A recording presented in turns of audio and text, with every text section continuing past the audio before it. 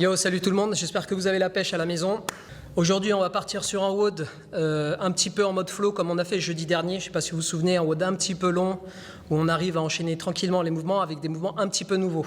Donc on part en fait sur un EMOM de 30 minutes avec toutes les minutes un élément différent. Sur la première minute, on va partir sur un Turkish Get Up. D'accord, 4 Turkish Get Up. Les vidéos ici ou là dans le coin sur la manière de faire, de réaliser le Turkish Get Up. Donc Turkish Get Up, 4 reps sur la minute. Ensuite, le reste du temps en récup. Ensuite, Hollow Hold 30 secondes, suivi de Kettlebell Clean and Jerk. On verra le mouvement avec Seb juste après. Superman Hold, 30 secondes en extension lombaire. Windmill, ça c'est le deuxième mouvement que vous pouvez retrouver sur la vidéo qui sera en haut à gauche ou à droite pour savoir exactement comment réaliser le mouvement. Même si vous voyez Seb le réaliser, ce serait bien d'aller voir un peu le tutoriel sur comment on fait le mouvement. Et ensuite, handstand hold en libre. Donc cette fois-ci, on va faire du handstand hold en libre, si vous en avez la capacité et si votre espace chez vous le permet. D'accord ? Sinon, vous faites simplement contre le mur. 30 secondes encore une fois, entre 20 et 30 secondes pour ceux qui font du libre. Okay ? Et on répète ça pendant 30 minutes. Donc en gros, ça fait 5 rounds de tous ces éléments. Pour l'échauffement, un cas de course à pied, donc allez faire un tour du pâté de maison. Si vous êtes chez vous et que vous avez des escaliers, on descend et on remonte les escaliers 3-4 fois. Je ne sais pas à quel étage vous habitez, mais si vous habitez au-dessous du 2e étage, faites-le 4-5 fois. Si vous êtes au 6e étage, faites-le simplement 2 fois, ça devrait suffire. Et pour la mobilité, squat clinique et le cross-stretch. Le cross-stretch, je me rappelle, c'est quand je vais un squat et que je viens faire une torsion au niveau de la colonne et étirer un petit peu au niveau des fessiers. Voilà, on retrouve Seb pour faire la démo des clean and jerk et du Superman Hold. Allez, à tout de suite. Tac. Mouvement du Kettlebell Clean and Jerk en hang, entre les jambes. La KB entre les jambes, il la clean, il a bien la positionner sur l'épaule. Et d'ici, il punch, il passe dessous. Vous connaissez le jerk, d'accord ? Important, cherchez la flexion sous la dumbbell et vous redressez. Alors si vraiment vous êtes super fort, vous avez une kettlebell trop légère, faites simplement un push-press. Ok ? C'est-à-dire sans repasser, sans fléchir, quand la dumbbell arrive au niveau du ciel. Ensuite, on a le Hollow Hold. Vous connaissez le Hollow Hold. Par contre, le Superman Hold, c'est de position opposée. Donc ici, on vient se positionner, on appuie sur le bassin et on lève jambes et pieds de la même manière. Donc la position complètement opposée au Hollow Hold. Et on fait ça 30 secondes. D'accord ? Sur le Windmill et sur le TGU, encore une fois, regardez les vidéos. Et le Handstand Hold, 1 mètre plus ou moins. Et vous essayez de rester comme ils ont fait comme aux Games, voilà. Ils essayent vous essayez de maintenir la position pendant le plus longtemps possible, entre 20 et 30 secondes. C'est parti ? Allez. Ouais, 30 secondes, je me souviens pas que t'es tenu aussi longtemps. Hein. Si, c'est là où j'ai battu Letty. Tu t'en souviens, Letty, d'ailleurs ?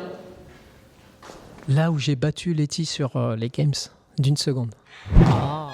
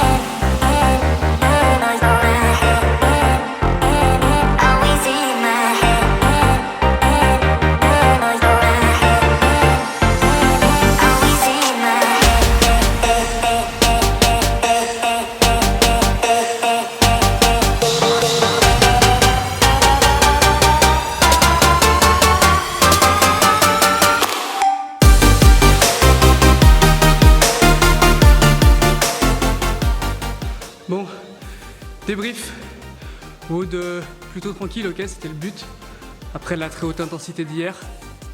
Donc chercher plus à bouger bien plutôt que bouger vite. Ok.